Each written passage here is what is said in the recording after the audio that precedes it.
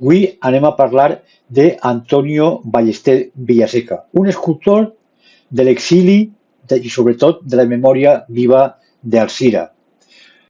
Antonio Ballester, conegut afectuosament com Tonico Ballester, va ser una de les figures més significatives, singulars i sobretot compromeses, a més de polifacètic, de l'escultura espanyola del segle XX. La seva trajectòria, tant vital com artística, va estar marcada per la guerra, per l'exili i sobretot també per el retorn a Espanya. Va deixar una huella molt profunda tant en la seva obra com en les ciutats que avui custodien el seu llegat. Entre elles es troba la ciutat d'Alzira, convertida en un dels principals referents de la seva memòria. Antonio Ballester va néixer en 1910, va créixer en un entorn on l'art no era només un ofici, sinó una manera també d'entendre la vida. Fill del prestigiós imaginer Antonio Ballester Aparicio i germà de la reconeguda pintora Manuela Ballester, es va formar inicialment en el taller familiar, on va aprendre el valor del treball, la disciplina i el respecte especialment a la tradició. Tonico Ballester posteriorment va ampliar els seus estudis en l'Escola de Belles Arts de Sant Carles, consolidant una sòlida base acadèmica oberta i sobretot molt oberta a la innovació.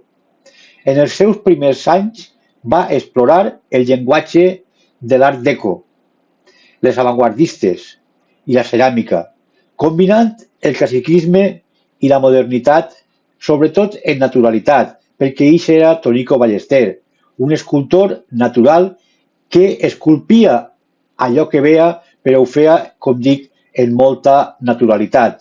El seu talent va ser reconegut primerenament allà quan es començar l'any 1935, que és quan va obtindre el Premi Nacional d'Escultura per una làpida dedicada a Lope de Vega. I aquest guardó que va confirmar la seva projecció artística a nivell estatal.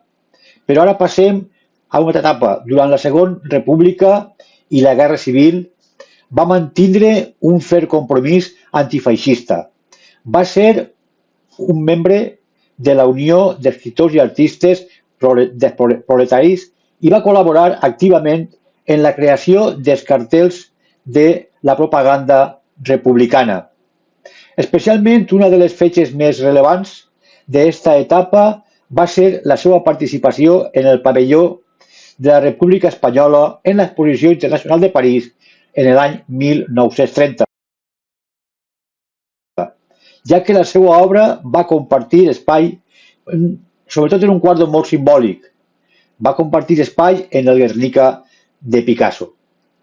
Després de la derrota republicana va patir presó, fins l'any 1941. La repressió i la falta de llibertat li van espentar especialment, com molts espanyols, a l'exili, primer a Mèxic i en 1946 als Estats Units.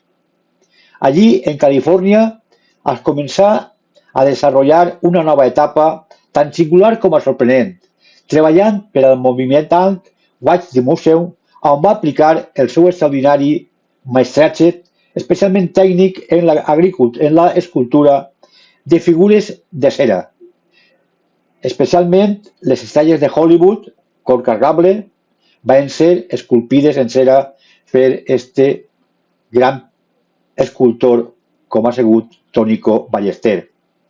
Paral·lelament, va realitzar importants encàrrecs de l'art sacre per a esglésies estatunidenques, fusionant la tradició imaginera espanyola amb la sensibilitat moderna i universal dels Estats Units. Abans de partir a l'exili, va deixar Tonico en Alzira algunes de les seues obres més importants i volgudes per tots els alzirenys, i això va ser el seu llegat en aquesta trajectòria com dia religiosa.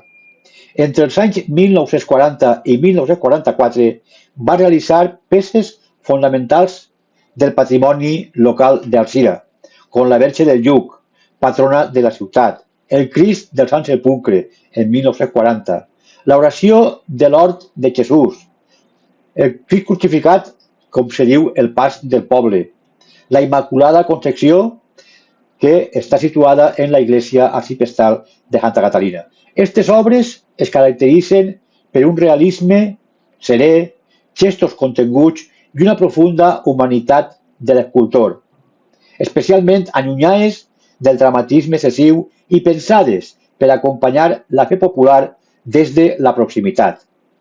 Especialment tenim que donar als residents gràcies a la generositat de la seva filla, Ana Rosa Ballester, que ha vingut a Alzira en moltíssimes ocasions en les últimes dècades i sobretot ha fet unes donacions importants que mostren la seva faceta més moderna i civil, com ha sigut el bust de Vicent Blasco Ibáñez, la xica del llac, a més d'un estant fons de documental especialment escultòric.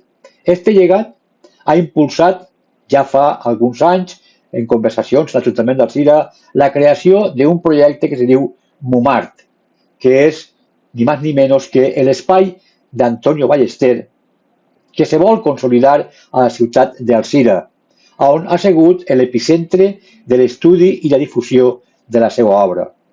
Però també tenim que dir que un paper fonamental en la preservació i comprensió del seu llegat d'este gran escultor l'ha exercit l'historiador Bernat Montagut, autor del llibre Antonio Ballester Villaseca, Obres Alzira, una publicació de referència que analitza amb rigor i sensibilitat el conjunt de les peces realitzades per l'escultor a la ciutat d'Alzira, contextualitzant-les dins de la seva trajectòria vital i especialment artística. Tenim que dir que Antonio Ballester, Tonico, va morir el 9 de març del 2001. La seva figura representa encara avui la resistència cultural d'una generació marcada per la guerra i el desterre que se va fer en l'exili. La seva obra, que és el que tenim que parlar, continua bastint ponts entre la tradició acadèmica i especialment la modernitat, entre la memòria i, com no, la dignitat humana.